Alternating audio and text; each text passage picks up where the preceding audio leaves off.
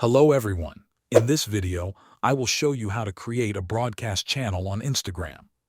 Before getting started, make sure your account meets Instagram's requirements. To use this feature, you must have a public professional or creator account with at least 1,000 followers. If your account does not meet these requirements, you may not see the broadcast channel option. Open the Instagram app and log into your account. Once you are on the home screen, tap the Messenger or Paper Airplane icon in the bottom menu to open your direct messages. In the direct messages section, tap the compose or pencil icon located in the top right corner. This allows you to start a new message or create a new communication space. From the list of available options, tap Create Broadcast Channel. Instagram will then take you to the setup screen. Enter a name for your broadcast channel.